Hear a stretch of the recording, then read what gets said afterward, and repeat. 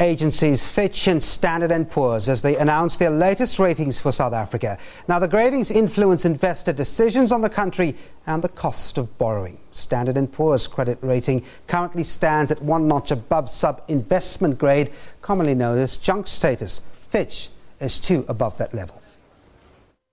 Love them or hate them, international credit rating agencies have a lot of power to impact any country's investment prospects. And the announcement of their new review of a country's financial health is always regarded as a significant event. These economic assessments by the credit rating agencies are important for any country, but especially for South Africa at this point, because they look at the economic outlook and they give you a rating and an assessment of what they think of your economy, what are your prospects, and how they rate them. And obviously, the better your rating, the better you can borrow, the better terms on which you can borrow. So it's very much related, their assessments, to the borrowing costs of both the government and the private sector. So these are important inputs for the economic environment and for the markets that surround a country. But how do the credit rating agencies arrive at their decisions? And really it revolves around 2 main elements.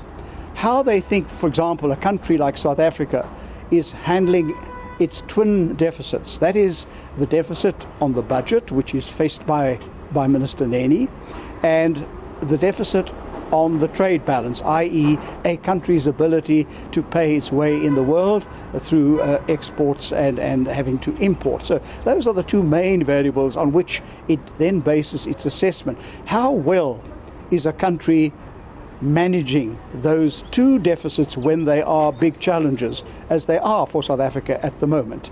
And the other element is, of course, the growth prospects, your ability to grow out of these problems. Are you pursuing the right growth policies? Above all, are you implementing the policies that you said you are committed to in order to get a growing economy over the next few years?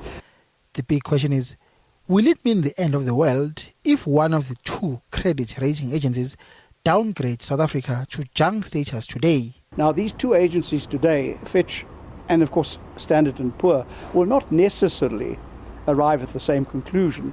One might remain unchanged. They could well perhaps reduce a rating but keep the outlook stable in the one case. In the other case, they may reduce us down to, in fact, junk bonds and then have a negative outlook. They don't necessarily have a convergent view. It's in the same area, but it's not necessarily the same. So we will have to interpret what they say, and the important thing is to do that, is while they may not have all the answers and all the messages may not be correct, they are authoritative. They have experts, and they hold a mirror up to a country and say, this is how we see you, this is how we rate you, and then we as a country must interpret those messages and then try to take the lessons on board to enforce what are the right things we have to do to turn this economy around. Fitch is expected to announce its decision around 5 o'clock this afternoon, while Standard & Poor's decision is expected much later in the evening. Mbongini Mutua, SABC News, Johannesburg. All right, well, Colin Garrow